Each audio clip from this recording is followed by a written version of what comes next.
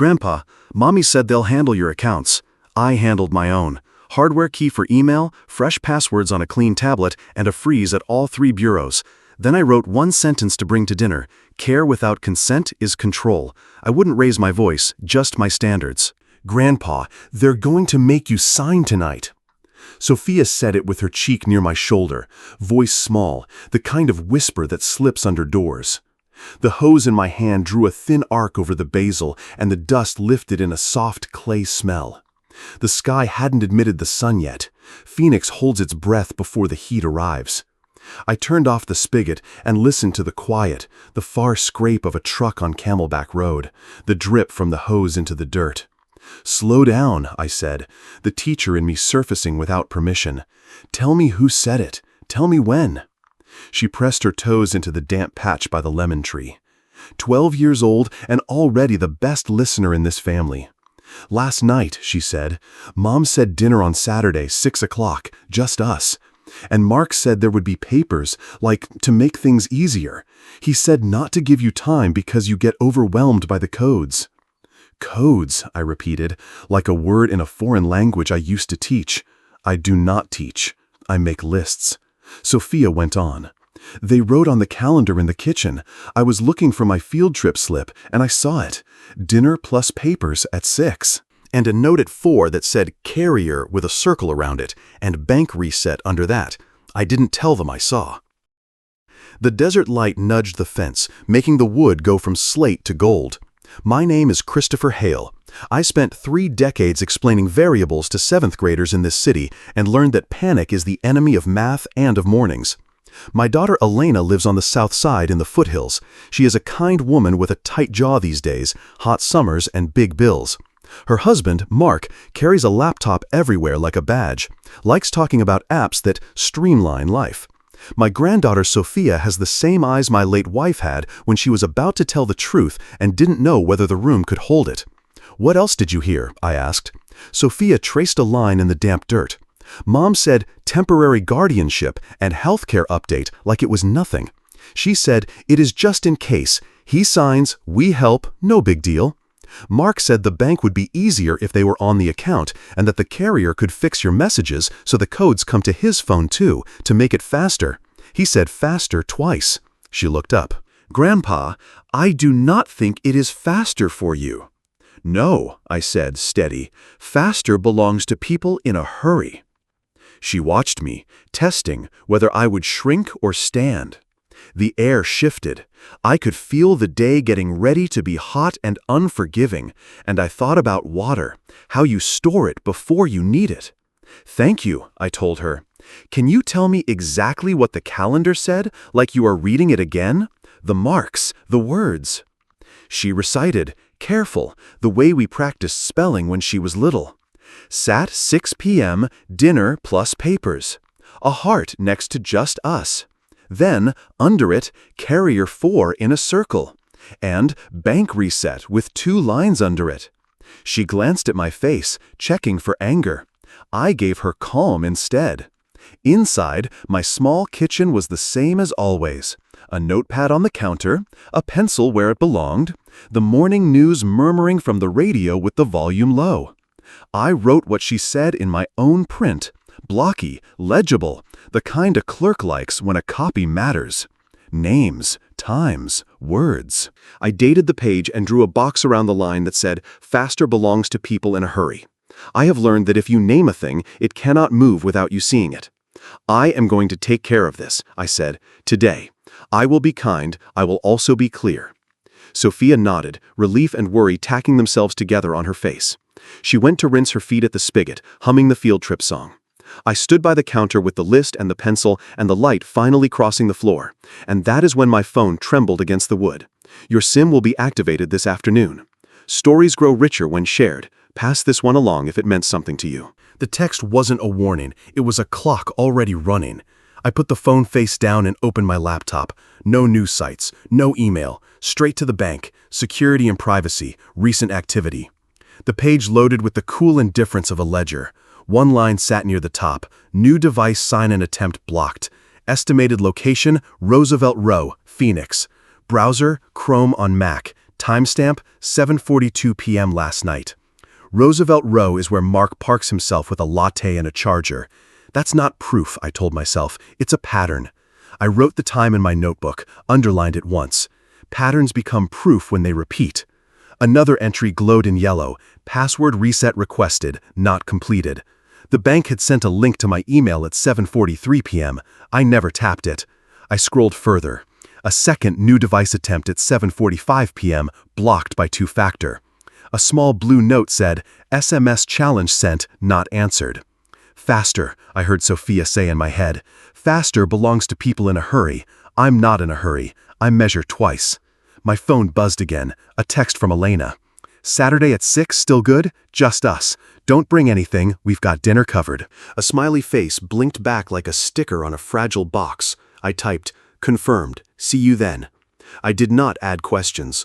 Questions invite explanations. I prefer records. Roosevelt Row again. I opened my email in a separate window and searched bank reset.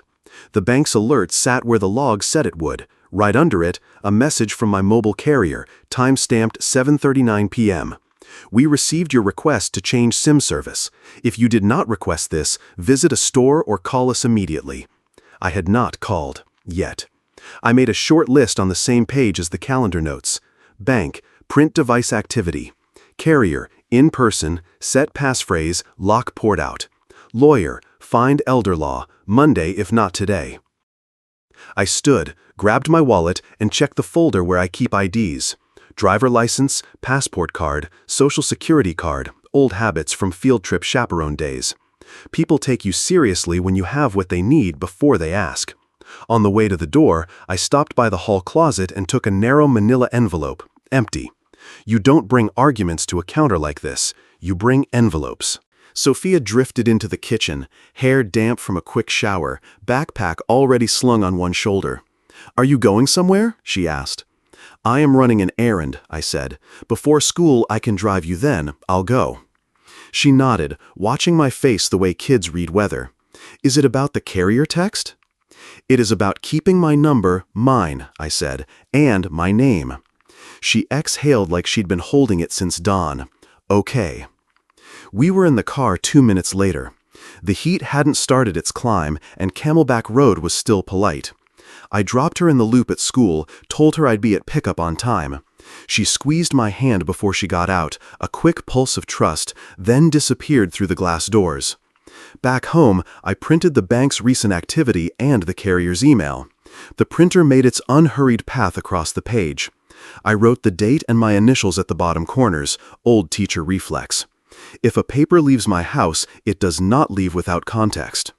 In my bank profile, I toggled alerts to every sign-in and every profile change. I did not change passwords. Not yet. If someone tries again, I want the trail to match what the store will see. Let the ledger catch them mid-reach. The carrier email included a case number and a visit a store link that pushed me to the nearest location at Biltmore Fashion Park. I clicked for directions and left the tab open as if coordinates might cool in the room while I was gone. My phone lit with one more message, Elena, again. Also, Dad, don't worry about bringing your wallet Saturday. Just relax, we'll handle everything. A second smiley.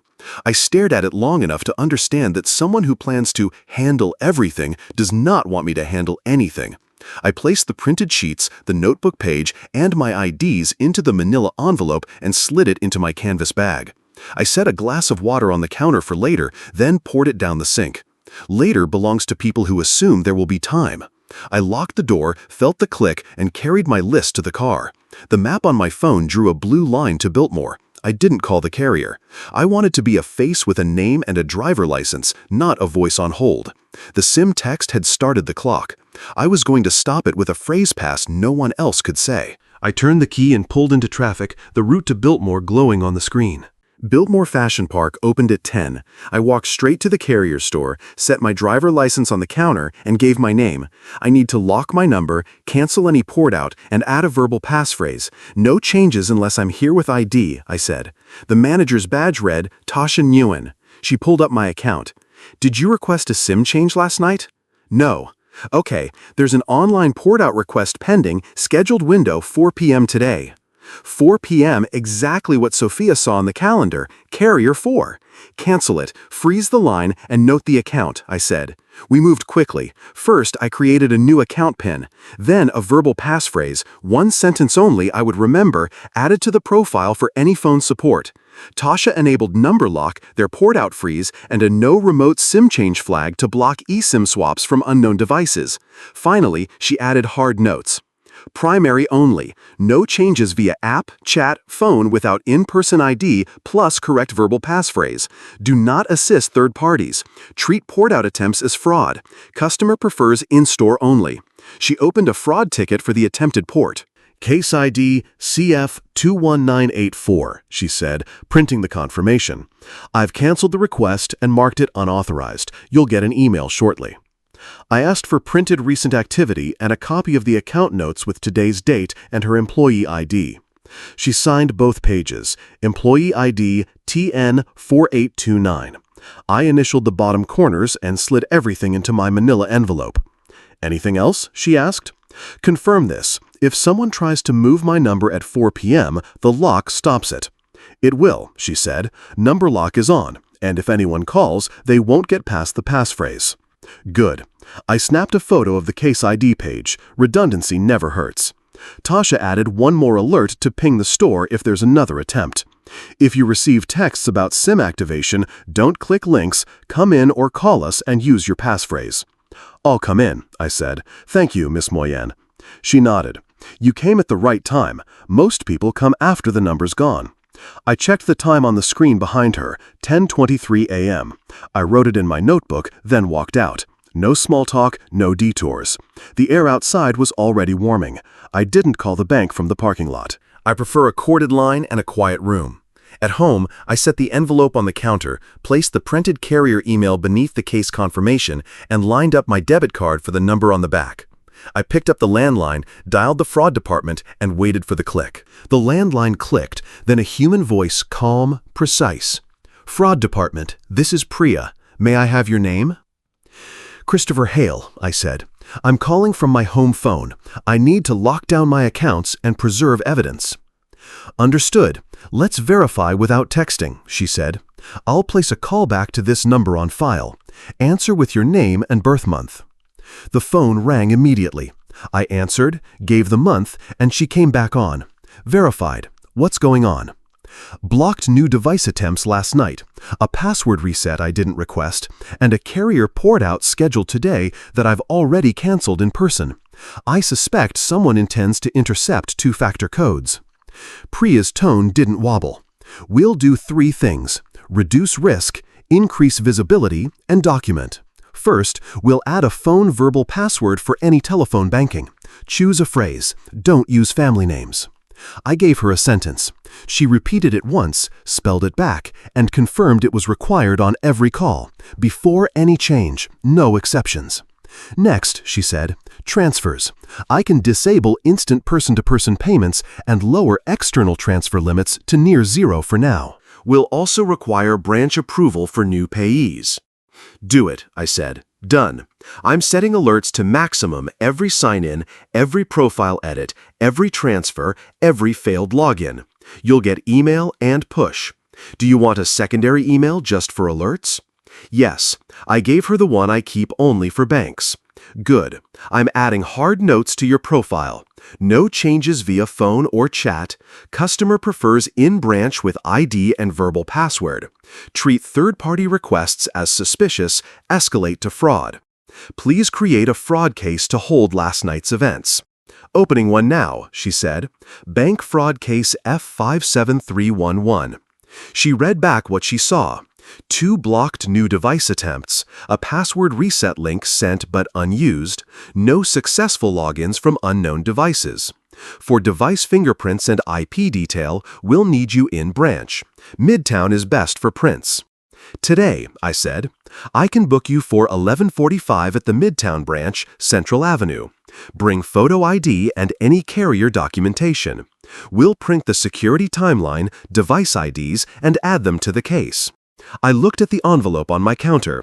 I'll bring the carrier case CF21984.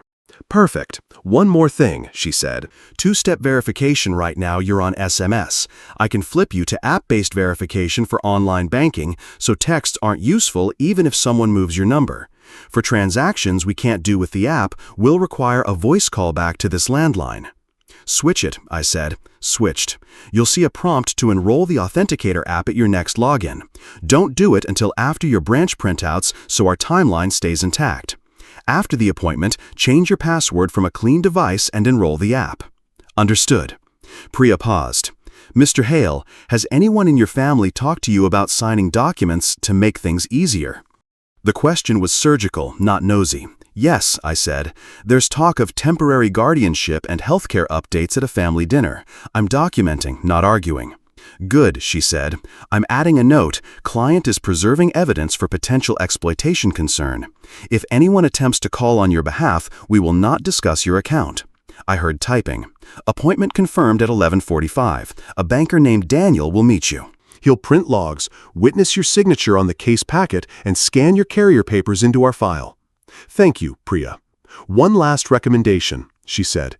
Consider consulting an elder law attorney to draft a revocation of any prior permissions and to prepare responses if someone files for control. It helps to have language ready. I'm already making that call, I said. Then you're ahead of most, she replied. Bring your notebook. We like clients who date pages. I smiled despite myself. So do I. We ended the call. I placed the bank case number on the top line of a fresh page, underlined it, and slid the notebook into my bag with the envelope. Keys, wallet, IDs already set from the carrier trip. I locked the door and checked the time. If I left now, I'd hit Midtown a few minutes early. I stepped into the heat, started the car, and pointed the hood towards Central Avenue for the 11:45 printout. At the Midtown branch, a banker in a navy tie stepped out before I reached the counter. Mr. Hale, I'm Daniel. Priya said you were coming. I handed over my driver license and debit card. He verified me through an internal callback, then opened a security console I'd never seen. Here are your events, he said, reading as he printed. Blocked new device at 7:42 p.m., estimated near Roosevelt Row. Password reset link sent at 7:43 p.m., not used. Second blocked device at 7:45 p.m., no successful unknown logins. He stamped the bottom of each page and initialed them. The printer produced two reports, Security Event Report and Device Access Summary, with masked IP and location notes. Print 2 sets, I said. He did, then asked if I had carrier documentation. I slid over my manila envelope. Carrier fraud case CF1984, poured out scheduled for 4 p.m., canceled in person. Store manager Tasha Nguyen, employee ID TN4829. Daniel scanned it, typed a note into bank fraud case F57311, and added CF1984 to the file. He returned with 3 neat stacks, bank copy, my copy, and a sealed internal copy. Chain of custody, he said, and had me sign a case packet cover sheet he stamped with today's date. He signed as printed by Daniel Ruiz, employee ID DR116. Let's tighten settings further, I said. They already look strong from Priya, he replied, but I'm adding a branch-only flag for new payees and external transfers. That means in-branch or verified video for any additions. He typed more. Also adding, do not discuss account with third parties claiming to help the customer, manage finances, refer to fraud. Good, I said. He stapled my set into Exhibits A, Carrier Case CF1984, B, Bank Security Reports, C, one-page timeline. While he printed, I wrote the timeline header in block letters. Saturday, 7:39, 7:45 p.m. attempts. 4 p.m. carrier window. 6 p.m. dinner, just us. My phone buzzed on the desk. Elena, dinner at 6 tonight, just us. We'll talk through a few simple forms, no pressure. See you then. The phrasing was gentle, the timing wasn't. Daniel glanced at me. Everything all right? This is why we're doing paper, I said. He slid the F5731 cover sheet back. Sign and date here, please. I signed, he stamped. If anything changes, call us from your landline and reference the case number, he added. I put my exhibits into the envelope, wrote the time in the corner, and thanked him and Priya. Outside, I checked my notebook. Carrier, bank, lawyer. 2/3 done. I called the elder law office I'd flagged Malik Chen and left a precise message. My name, F57311, CF1984, request for revocation language and strategy before a 6 p.m. dinner. By the time I reached the car, a voicemail waited. Mr. Hale, this is Malik's office. We can see you at 2:30 this afternoon. Please bring IDs and any documentation. I hit call back. I'll be there at 2:30, I said. I started the engine and pointed the hood toward Phoenix Plaza, the evidence packet on the passenger seat, and the clock finally set to my time. Malik did not ask how I felt. He asked what I could prove. His office at Phoenix Plaza was bright and spare. I placed my envelope on the table. Carrier case CF 1998-4, bank case F57311, stamped logs, my notes. He scanned the first pages, nodded once, and reached for a template. Good, he said. We will do 4 things: revoke, require, record, and respond. Go on, I said. Revoke, he said, typing. Notice of revocation of prior permissions. If you ever signed informal authorizations, HIPAA releases, or a dated proxy, this revokes them. Plain language, today's date, your signature, my notarization. It does not accuse, it clarifies. He slid it across. The heading was clean. I read it, signed, watched the notary stamp go down. A small sound with a large meaning. Require, he continued, a boundary letter to Elena and Mark. It routes all financial and legal matters through counsel, forbids third-party contact with your banks or doctors, and states you will not sign any document without review. It also requires plain English and time to consider. He typed the phrases and read them aloud. I will not sign tonight. I will have my attorney review this. Please send a copy to my attorney. If you continue to pressure me, I will end the conversation. Good sentences, I said. I can remember them. Record, he said. Arizona permits one-party consent to record a conversation you are part of. If dinner turns into a pitch, you may record. Use neutral prompts. Ask them to state titles and who prepared the forms. Ask who benefits and which rights you would transfer. If they say this is temporary, ask where the end date is written. I wrote the prompts in my notebook, and he printed a small card the size of a driver license with the sentences in large type. He slid it to me. Keep this in your wallet. Read it if your mind goes white. Respond, he said last. If they file for emergency guardianship, we respond with these exhibits. We will attach the carrier case, the bank logs, your revocation, and a declaration that you manage your medications, bills, and transportation. If they contact your doctor claiming incapacity, your boundary letter instructs the practice to route to counsel. We will send courtesy copies to the practice manager. He drafted a short notice to my doctor's office on letterhead and a separate institution instruction to my bank's general counsel, mirroring Priya's notes but signed by an attorney. He added a line I liked: treat urgency as a red flag. Tonight, Malik said, do not argue, do not educate, document. If they ask you to sign, decline politely once. If they persist, end the meal. You will text me pressure and I will send the boundary letter immediately. Understood, I said. He printed everything on firm paper, then assembled a red folder. Tab 1, Revocations. Tab 2, Evidence. Tab 3, Script and Boundary Letter. Tab 4, Response Draft. He initialed each tab. I did too. What about witnesses? I asked. You do not need one, he said, but you can create one. Place your landline on speaker in the next room and let it record. Date your notebook before you sit down. When dinner ends, write 5 lines that would make sense to a stranger. He handed me a small adhesive label. Put this on your phone. Do not sign, do not tap links. I laughed once. I will keep it. Final point, he said. If they frame this as love, answer with consent. Care without consent is control. Then stop. I signed the last page and checked the clock. 4 hours until dinner. My phone buzzed. A text from Elena. 6 o'clock. We printed everything to make it simple. Love you. The words were warm. The plan was not. Malik saw my face. You are ready, he said. Kind and clear. That is the line. I slid the red folder into my bag, the script card into my wallet, and the label onto my phone. We shook hands. Cliffhanger. Outside, the heat hit like a hand on my chest.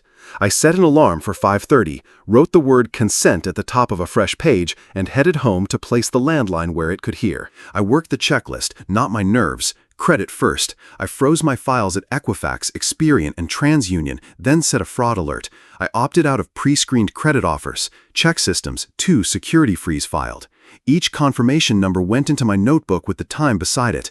Authentication next. I logged into online banking from my desktop, enrolled the Authenticator app Priya had enabled, and added my hardware key.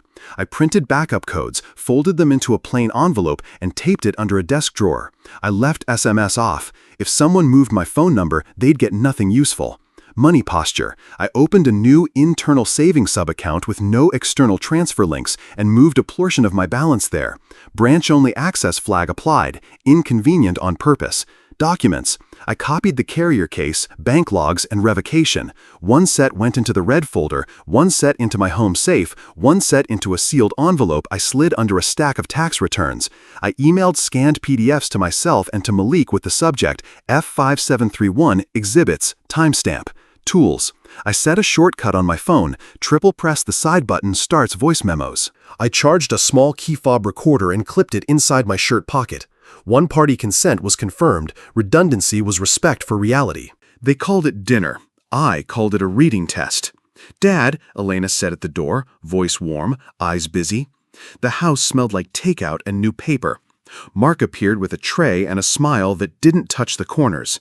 "Just us," he said, "so we can make things easier." We sat. I placed my phone face down by the bread basket. Triple tap, the screen stayed dark. Salad, small talk, then the folder. Mark slid it across like a menu. A few simple forms, temporary guardianship, and a healthcare proxy refresh. No changes unless you want them, just in case. "Plain English first," I said, keeping my voice even. "What does this give you, and what does it take from me?" "Nothing really," Elena said quickly. "It lets us help if you're ever overwhelmed." "Where is the end date?" I asked, reading the first page. "What triggers it, and who decides?" I used the card in my head. Consent, end date, who benefits? Mark leaned forward. "It's standard. We downloaded the templates. I filled in names. If anything happened, God forbid, we could pay bills without chasing you down for codes." He laughed like codes were a joke that had gotten out of hand. I set the first page down. "Who prepared these?" I asked. "A licensed attorney? Or you?" "Me," he said, a shade too proud. "I'm good with forms." I nodded. "Then my attorney will review them. I will not sign tonight." I kept it gentle, a teacher returning to the line on the board. Elena's jaw tightened. "Dad, we're not trying to control you. She glanced at Mark. "We just want peace of mind." "Care without consent is control," I said softly. "I'm here for dinner." Silence thinned the room. Mark pushed a pen closer. "At least initial where it says we can talk to your bank and doctor. It's routine." "Then it can wait for routine business hours," I said, with my attorney. The printer down the hall clicked awake again, and then my phone buzzed on the table. Unknown number. I let it ring. It rang again. I lifted it. "Hello?" "Mr. Hale," a clear voice said, "this is Tasha Nguyen from the carrier store. Our system just flagged a new port-out attempt on your number. The submitted contact name is Mark Robbins. Do you authorize any changes to your line tonight?" I pressed speaker and set the phone by the bread basket. "Could you repeat that?" I asked, calm. "Of course," Tasha said, steady. "We have a port-out attempt on your line listing Mark Robbins as the contact. Do you approve?" I looked at Elena and Mark across the candles and said, "Let's all listen carefully." "Do you authorize any changes to your line tonight?" Tasha asked, her voice steady on speaker. "I do not authorize any changes," I said. "Number lock stays on. Please note this call to fraud case CF1984 and email me a confirmation." "Noted," she said. "Timestamp 6:12 p.m. I'll send the confirmation now." "Thank you," I said, and ended the call. The room was quiet enough to hear the candle hiss. Elena's smile tried to reassemble itself. "Dad, that's weird timing." It's consistent timing, I said. I opened my envelope and laid out 3 pages as if we were in class. Exhibit A, I said, tapping the carrier case with Tasha's signature, port out attempt scheduled for 4 p.m., canceled in person. Next page. Exhibit B, bank security events blocked new device attempts last night at 7:42 and 7:45, downtown. The last sheet. Exhibit C, my timeline. 6 p.m., dinner, just us. Mark leaned back. We're not criminals, Christopher. We're trying to help. Then we're aligned, I said, keeping my tone even. Help starts with plain English. I slid the top form back toward him. Read the title and the first sentence. He glanced at Elena. Temporary guardianship, he read. This document authorizes. Who prepared this? I asked. I did, he said. It's a standard template. Who benefits if I sign? I asked. What rights do I transfer, and where is the end date? Elena lifted a hand. Dad, it's just in case, to make things easier. We printed so you wouldn't have to worry about the codes. I'm not worried, I said. I'm attentive. Here is my boundary. I will not sign tonight. My attorney will review. If you want to help, send him your forms. Mark slid a pen toward me anyway. At least initial the contact permissions for your bank and doctor. That belongs in business hours, I said, with counsel copied. I turned the healthcare proxy toward me and read the fine print silently, then out loud. Durable, effective immediately, no end date here. I set it down. If this is temporary, show me where it ends. Elena's jaw tightened. It's not like that. It is exactly like that, I said softly. Care without consent is control. If you call this love, let it look like time and plain English. No one moved. In the next room, the printer clicked, then went still. I slid the forms back to their side of the table and placed my palm over my pocket, feeling the square of the script card, the way a teacher checks for chalk. Let's be clear about contact, I said. No one calls my bank or my doctor on my behalf. You may send any concerns to my attorney. If you continue to press me to sign, I'll end dinner. Mark exhaled hard. You're making this complicated. Complexity is the cost of skipping consent, I said. Tonight, we eat. If you want to talk documents, we schedule. Elena looked down. We just wanted peace of mind. You can have it, I said. It lives in boundaries. The candle spit again. Mark tapped the folder with one finger, a little too sharp, and muttered just enough for the recorder to love him for it. It was just to make things easier. I let the words rest on the table between us and reached for the envelope, already thinking about how they would look in a transcript. I did not argue. I ended dinner. Thank you for the food, I said, stacking my plate. I'm leaving the forms here. Send copies to my attorney. I stood, gathered my envelope, and put my phone in my pocket without stopping the recording. Elena opened her mouth and closed it again. Mark looked at the candle like it had betrayed him. At the door, I said one more line. No one has my consent to contact my bank or doctor on my behalf. If you do, my attorney will respond. It was not a threat, it was a boundary. In the car, I locked the doors and stopped the recording. I saved the file as dinner, speaker call, port out, 6:12 p.m. Then I duplicated it twice and uploaded one copy to cloud storage. Redundancy is the friend of memory. At home, I placed the red folder on the table and opened my notebook to a fresh page. Timeline, Saturday. I wrote clean lines. 6:04 p.m. Seated. Forms presented.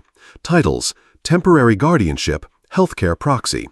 6:08 p.m. Asked plain English questions. Declined to sign. Required attorney review. 6:12 p.m. Carrier call on speaker. New port-out attempt listing Mark Robbins. I denied authorization. Tasha to email confirmation. Case CF219849 noted. 6:18 p.m. Read healthcare proxy language aloud. Durable. Effective immediately. No end date. 6:22 p.m. Stated boundary re bank/doctor contact. Ended dinner. Departed. My email chimed. From Tasha. Poured out attempt blocked at 6:12 p.m. Account notes updated. Number lock remains on. Attached, PDF confirmation with her employee ID. I saved the PDF, printed it, and wrote the time received on the bottom. Another email, from the bank's alert system. Profile note added by branch. Daniel had placed the no third-party discussion banner.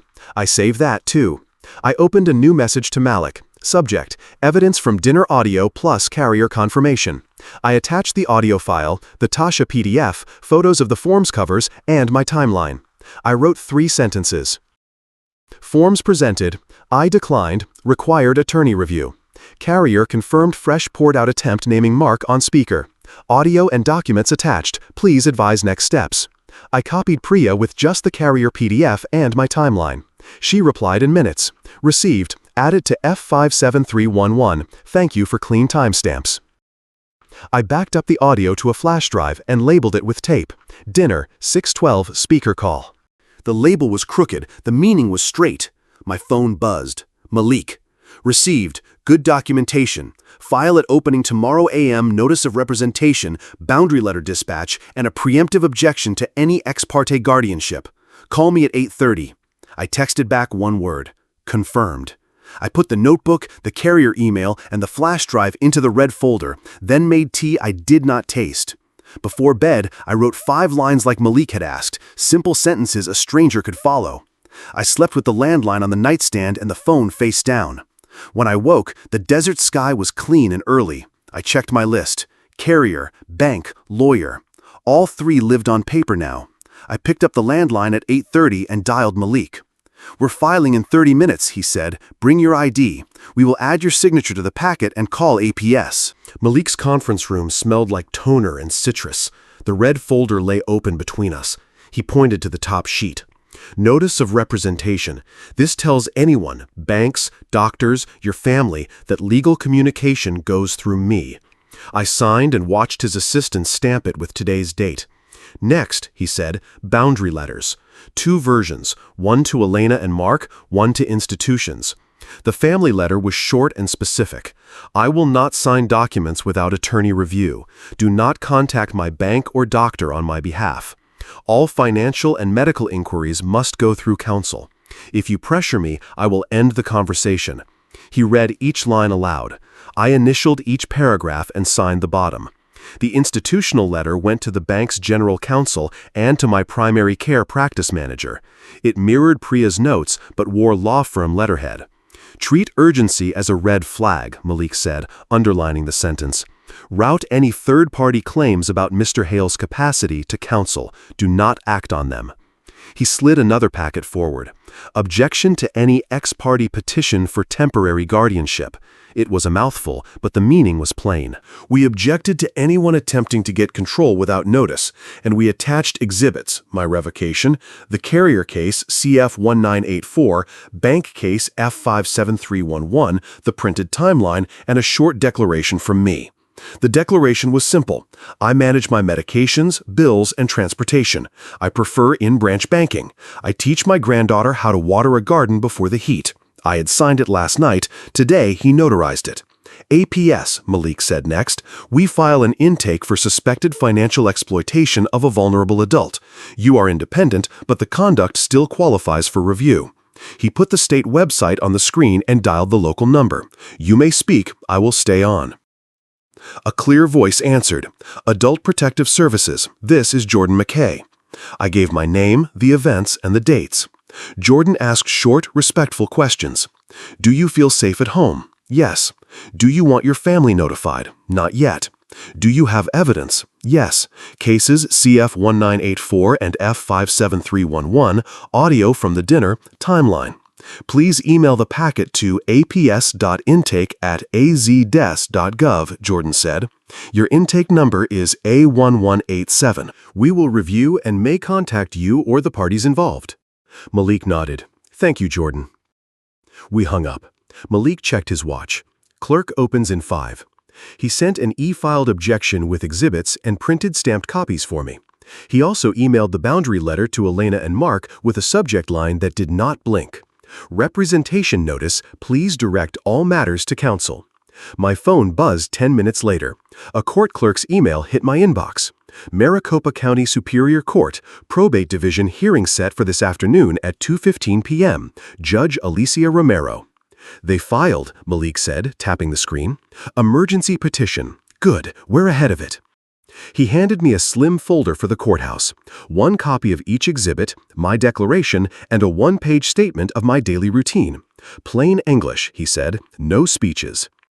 I tucked it into my bag and stood. 2:15, I said. 2:15, he confirmed. We will meet outside courtroom 4C at 2.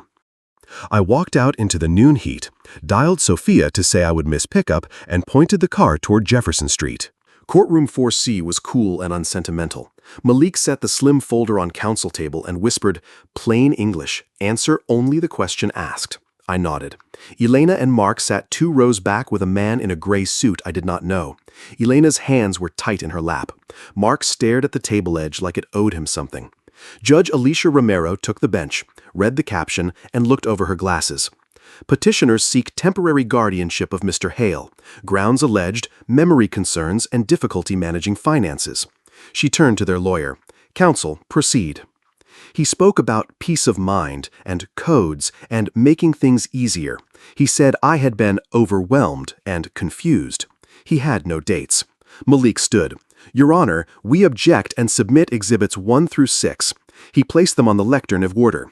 Revocation and boundary letter, carrier fraud case CF 21984, bank fraud case F57311, security event report and device access summary, timeline, declaration of daily functioning. Arizona is a one-party consent state. We also offer a brief audio excerpt of a carrier call last night in which a port-out attempt naming Mr. Hale. Robbins was denied on speaker in the petitioner's presence. Foundation, Judge Romero said. Malik laid it with calm. Tasha Nguyen's confirmation email and employee ID. Daniel Ruiz's stamped logs. Priya's affidavit, signed that morning, authenticating the bank reports and the alert settings. My declaration that I recorded the dinner and placed the call on speaker. Admitted, the judge said, after brief review. She turned to me. Mr. Hale, do you pay your own bills? Yes, Your Honor, I said. I also prefer to do certain things in person. I set a verbal password with my bank and carrier. I froze my credit this morning. I do not share my codes. Do you understand these documents labeled temporary guardianship and healthcare proxy that were presented to you? She asked. I understand the titles, I said. The versions presented to me had no end date and would have given others control without a defined trigger. I declined and asked that my attorney review them. She looked at Elena. Did you prepare these forms? Elena glanced at Mark. We downloaded templates. We wanted to help. He gets overwhelmed. Do you have evidence of incapacity? The judge asked. Medical records, evaluations. No, their lawyer said. We were trying to be proactive. The judge looked down at the carrier email. A port-out attempt naming Mr. Robbins at 6:12 p.m. last night, denied while Mr. Hale was present, and bank logs showing blocked device attempts the prior evening. Petitioner, do you have an explanation? Silence. Mark's jaw moved once and stopped. Judge Romero set the papers in a square stack. Temporary guardianship is extraordinary relief. I find no credible evidence that Mr. Hale lacks capacity to manage his affairs. I do find concerning evidence of attempted interference with his accounts. The petition is denied in full.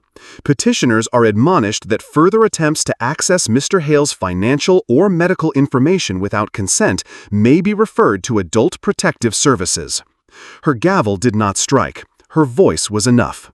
I breathed, not deeply, but fully. Malik touched my elbow. Thank you, Your Honor, he said.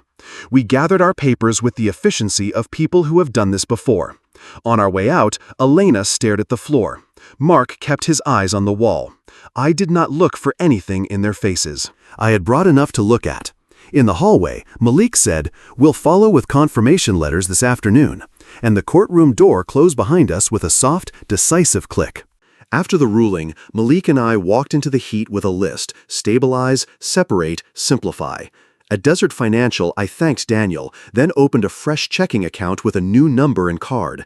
I set app-based authentication on the clean tablet, not my phone, and put a daily email digest on every transaction above $10. For redundancy, I also opened a second, low-exposure checking at Arizona Financial Credit Union and moved my automatic bills there, power, water, insurance, so one account paid life, the other held savings. 2 rails, 1 map.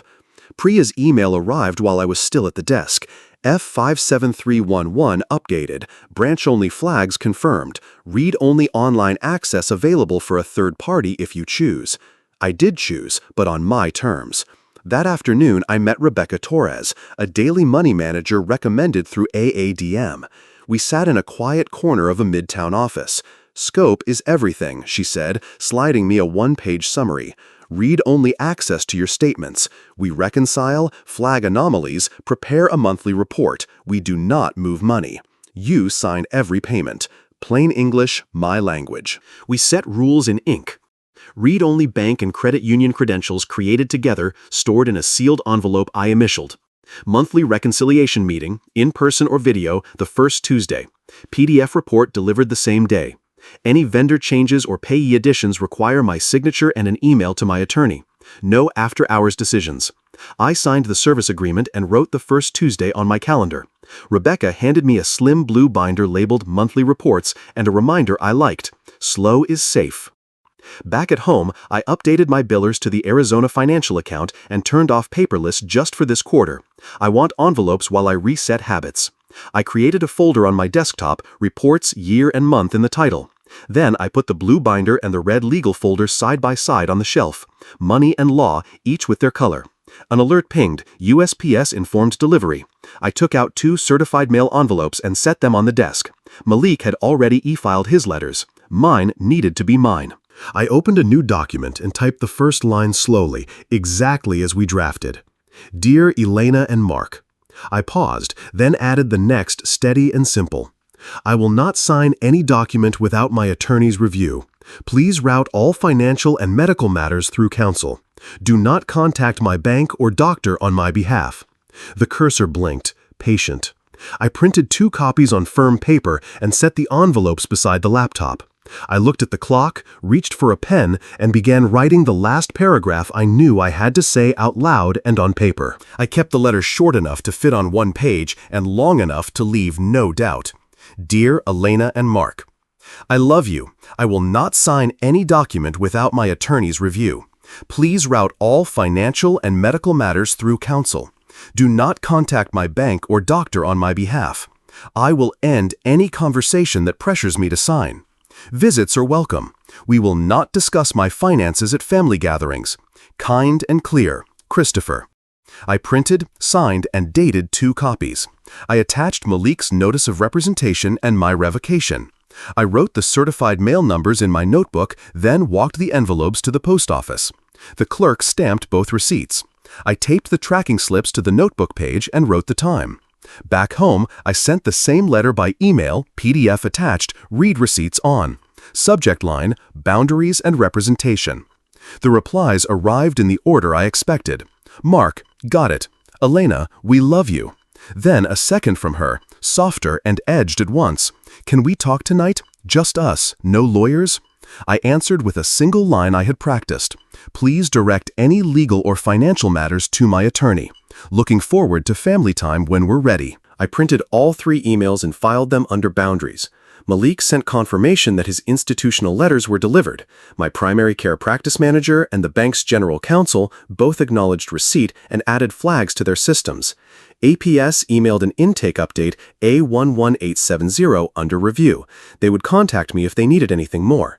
I printed those too and slid them into the red folders tab 3. The house went quiet in a way I had missed. No phones, no paper shuffling, just the refrigerator's soft hum. I put a small note on the fridge anyway. No urgent decisions after sunset. A rule for a house of 1, but rules keep more than one kind of heat at bay. I checked the USPS tracker, both letters in transit. I checked the bank alerts, normal, balances where I left them. I checked my list, carrier, bank, lawyer, boundaries. 4 lines, all with dates. Evening light reached across the living room rug. I brewed tea and stood at the window, not waiting for an answer and not afraid of the silence that came instead. Boundaries don't need applause, they need practice. The doorbell rang once, small, familiar. I opened it to a pair of eyes I trust, and a paper packet held up like treasure. "Grandpa," Sophia said, a little out of breath, "I brought the seeds." I stepped aside to let her in and saw the picture on the packet, tiny green starts that promised a quieter kind of future. Sophia set the seed packet on my table like it was a map. "Lettuce, basil, cherry tomatoes," she read. We carried 2 cedar boards to the patio and screwed them into a neat rectangle. I measured twice. She held the tape at the corners and called out the inches like a pro. "So," she said, pouring soil, "what's a passphrase again?" "A sentence you can remember that no one else would guess," I said. "Longer than a password, like this. We water before the sun wakes up. Add a number if you want the year you planted." She grinned. "We water before the sun wakes up 2024. "Good," I said.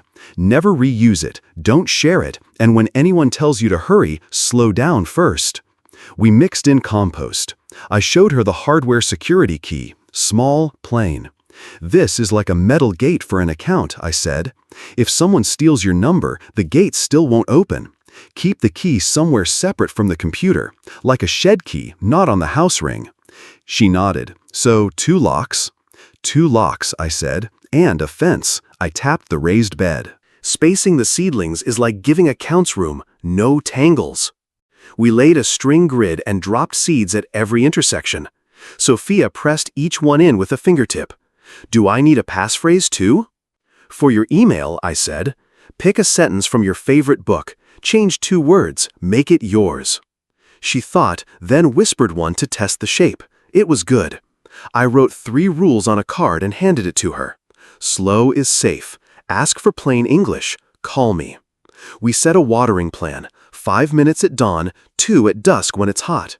She drew tiny sun and moon icons on a sticky note and stuck it to my fridge. "No urgent decisions after sunset," I said, pointing at the house rule. She laughed. We washed our hands at the sink. Dirt curled away in coffee brown swirls. I slid the blue binder and the red folder back onto their shelf and felt something even and quiet return to the room. "Will they be mad forever?" she asked, eyes on the bed through the glass. "Feelings don't last forever," I said. "Boundaries do." She took a picture of the grid. "I'll check them on Saturday," she said. "We can thin the extras." "We will," I said. I set a dawn alarm and wrote 1 sentence at the top of tomorrow's page. "We water before the sun wakes up." Then I walked her to the door. When she hugged me goodbye, I felt the square of her rule card tap my chest, 3 lines and a future we could both remember. A few weeks later, the lettuce came up like tidy green commas. At dawn, I walked the Arizona Canal path while the air was still kind. Cyclists clicked past. A duck stitched a V in the water. My phone was light in my pocket, mostly quiet. Boundaries turned out to be a practice, not a speech. The certified mail receipts lived taped inside my notebook. The bank sent its daily digest at 7, nothing unexpected. Rebecca's first reconciliation sat in the blue binder, 3 clean pages and a sticky note. "See you Tuesday." APS emailed a brief update. "Case A11870 under review. No action needed from me." Elena didn't call. Mark didn't either. Silence can be a bruise. It can also be a bandage. I stopped confusing the two. Back home, I watered before the sun climbed. The bed took the drink like good advice. Sophia arrived with a hat too big for her and a story about a science project. She checked the spacing, corrected one of my rows with cheerful authority, and recited her passphrase under her breath the way some kids hum. 2 locks, a fence, room to grow. We thinned the seedlings with small scissors and decided which ones would get the soil and the light. "It feels mean," she said, then looked at the stronger stems. "It also feels right." "Choosing safe over nice," I said, "even in a garden." She nodded. "And slow is safe," she added, moving carefully, not hurrying the cuts. When she left, I took a short drive to the canal again and parked where the path meets a low footbridge. I leaned on the rail and thought about the week before Robert died, how he'd told me to choose safe if I ever had to. I had. It didn't make me harder, it made me clear. The phone buzzed once, Rebecca confirming Tuesday's time. Another buzz, an email, read receipt on the boundary letters I'd sent weeks ago. I didn't open it. Not everything needed to be read twice. On the way home, I practiced the sentence I give myself when habit tugs me toward old roles. Care without consent is control. Then I added the one Sophia and I wrote together. We water before the sun wakes up. At the kitchen table, I wrote the date at the top of a new cage and sketched the garden bed from memory, 4 sides, a grid, a few small leaves. Under it, I wrote 3 lines. Predators hunt hurry. Survivors keep time. I will keep mine. I put the notebook away, brewed tea, and let the house be quiet on purpose. If you've ever had to draw a line so you could still be yourself inside it, you already know what this quiet feels like. Evidence is kindness that knows how to protect itself. I thank God for memory, timestamps, and timely helpers. I ask God to keep bitterness out and wisdom in. And I trust God with outcomes after I do my part. In the shadow of family betrayal, the truth still stands. Against family betrayal, transparency is light. I no longer fear family betrayal when I can prove my no. If you found value here, leave a note below, share with someone who needs it, and follow for more steady encouragement.